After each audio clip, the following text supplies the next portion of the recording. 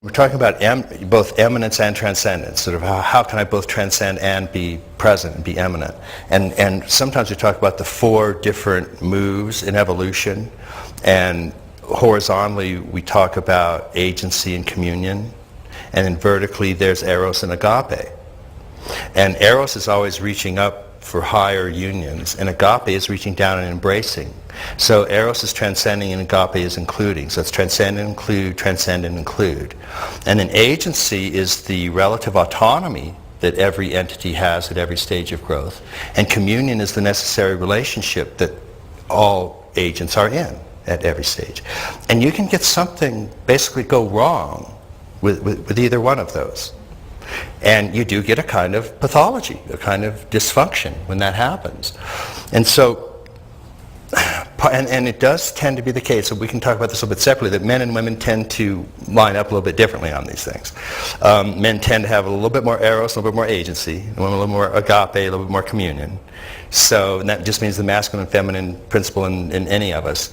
But that is important when you're doing therapeutic relationship, because sometimes what a man needs is to be more in touch with communion, and a woman needs to be more in touch with her autonomy, that kind of thing. And you all are very familiar, you've played this out many, many times. But the transcendence eminence is what's really extraordinary, because it is, again, that paradox. You have to, in a sense, be able to stand back from it, but also embrace it. And if you do one or the other, you get in trouble. And so if you're merely embracing something, then it's all, you're attached, you're almost addicted, you're in fusion with it. You can't let go of it.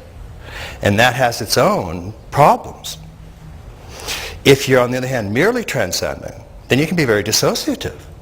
And that's also a very, very, it's a very common problem. A little bit more, men have it a little bit more, but it can strike everybody. And so it's always this balance. And again, it's that same strange phase-specific phenomena, where first you have to really identify with something and embrace it, and then you're allowed to let go of it. You're not allowed to short-circuit that process. And part of the problem when some of the transcendental techniques came in is that people used it to bypass the embrace part. And so it had a very hyper-masculine, straight for the sky, I don't need to do any of this stuff, I don't have to touch any of this stuff. And so you get these, spiritual erections going straight up into the heavens, yeah. Part of my favorite day, actually, but that's that's between me and my therapist.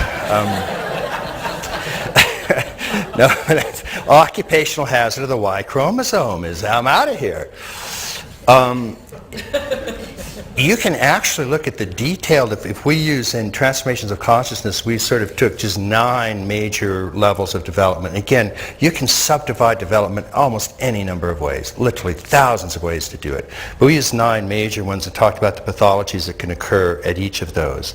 And it's the same kind of thing, whether we use 7 chakras or 9 or 20. Development, starting in infancy, is you move up to a particular stage and you really have to identify with that stage. You have to digest it. You have to make it your own. It has to actually become part of you. So if you're at the oral stage, I'll just use some of the simple analytic terms, that means that you have to come to terms with food. And it means that you have to actually make a part of it, and you do it, and that's it. And all of a sudden your whole world is food for a while, and that's wonderful, and you're at your mother's breast, and it's fantastic. Sooner or later, though, other higher impulses start to emerge for many people. And they... two ways that can go wrong. One is you can repress that oral impulse, seal it off.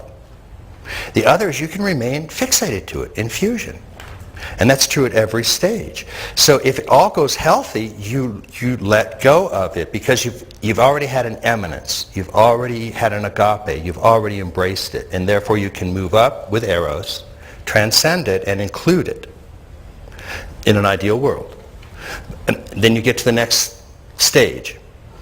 And there, in this case, let's say since we're using sort of Freudian, oral, anal, next phase, just let's call it genital in general. And there are erotic impulses starting to emerge. And for young boys and young girls, there are certain early erotic feelings that can emerge. They often are, sooner or later, addressed to the parent of the opposite sex, because that's what the biological drive is. And so if you're a young girl, you can start to have erotic feelings towards dad, and young boy towards mom. And so if you're a young girl and your erotic choices are towards dad, then you know that the book that's out now, it's like, there are many of these, Smart Women, Foolish Choices. You know that? Well, that's the first foolish choice the smart woman makes. She chooses a partner she can't have.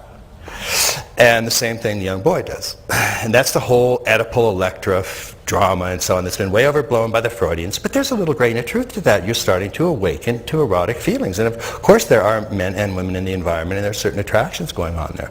And again, those impulses, if there's a safety about it, if it's embraced, if there's an okayness with it, that's fine, and you can actually have an eminence to it. And then you can let go and move on. But you can get in trouble in one of two ways, again, generically. You can remain fixated to it. You won't let go of it.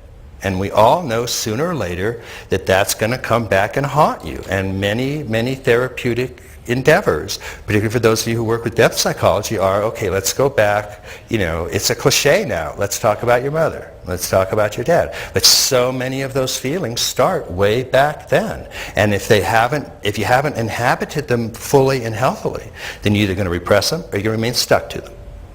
And because of that, you've split it off. Those parts of subjective consciousness, little I's, remain sealed off as little subpersonalities that want the same thing they wanted when they were 2 years old or 3 years old or whatever it is.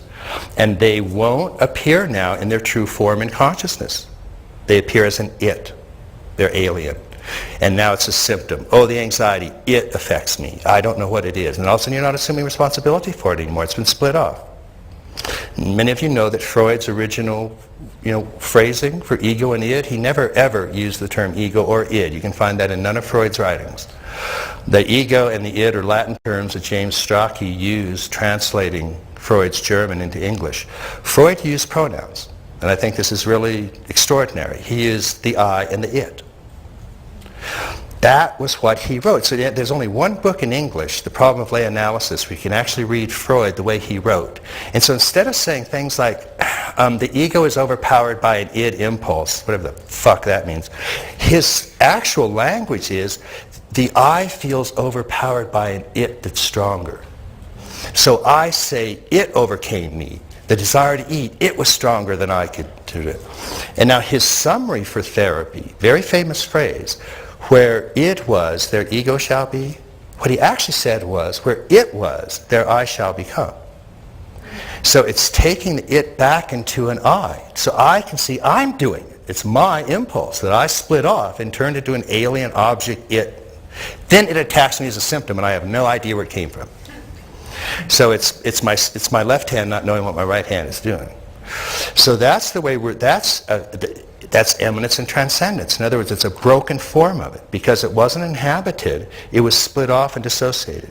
So then you move to the next stage, and you've got a couple of these little subpersonalities or symptoms, however you want to call them, split off. And they're little bitty I's. They're little bitty intentionalities. They're little bits of subjective consciousness that want what they want when they were split off at that age. They literally retain the same value structure, the same desire. And again, go home for Christmas, give it a try. So we deal with this. So that's eminence and transcendence. So what we have here is both Agapé and Eros are not quite working out the way they should. So as you continue to grow, most people remarkably do fairly well. And we get, and again, I'll sort of make this part up. Let's say you have 100 pesos of consciousness when you start out. And you get through the first chakra, and 2 pesos get split off as an oral fixation. Okay, and now you got 98 pesos, and you get up to the second stage, and you got a horrible father figure, and 7 pesos get split off to that. And now you're sort of limping into stage 3, 89 pesos. By the time you get to adolescence, you've got about 68 pesos left. And unfortunately, it takes 72 for enlightenment. Oh darn. So that's where you have to go back and go, I want more money in my bank. That's what therapy is about. If the depth part of therapy, and we'll talk about, there are lots of other kinds, but the depth part is going back and reclaiming those portions of consciousness that were split off, denied, alienated, all displaced, all of the hierarchy of defenses that are designed to let you convert an I into an it and no longer own it. And so under those circumstances, in a sense what therapy is taking those that are split off and bringing eminence back to them. In other words, agape. I have to go back and re-love those portions. I have to befriend those portions. I have to take them back. I have to touch them with some sort of acceptance and care. And once I do that, I can let go of them. It's that phase-specific thing. So once I have agape and embrace it, then I can let go with Eros and move up. And guess what? It's moving up with me then. You've actually released the 3-year-old. And it can then rise up to wherever you are at that moment, which for most of us is at least 7 or 8 years old. So, yeah, on a good day, yeah. But so it is that, and it's a very interesting thing. Once you introduce a vertical dimension, you get that phase specificity of you have to identify, then disidentify. Then identify with the next higher stage, then disidentify. Then identify, then disidentify. And it can get very confusing because some people want to just go in and just identify. And that often ends up being very regressive. And others want to just disidentify. I'm witnessing, I'm doing vipassana, and they just dissociate. And that's not good. So it's agape and eros, eminence and transcendence. And then both of those. And part of, I think, people that make really intuitively good therapists are ones that know when a person needs to touch something and when they need to let go of it. And you can just feel it sometimes. You go, wait a minute, you really need to get in touch with that anger. And other times you say, okay, you know what? I've heard it. You've been angry for 3 weeks. Stop it. And you can just get that sense of when they've had enough and when they haven't had enough. And then right as you go on up the whole sort of frontal personality, there's the final kind of even witness itself. And that you have to inhabit that, and then you have to let go of it for big mind, big heart, non-dual, one taste. And it's the same thing. You can get stuck on either side of that. You can remain just merely distancing, witnessing. And that's not really quite right. Nor do you want to merely identify with passing phenomena. And so even in the higher reaches of spiritual practice, there's this extraordinary dialectic of eros and agape. Letting go of and embracing. And if you want to think about sort of the ultimate one taste, it really is transcending everything.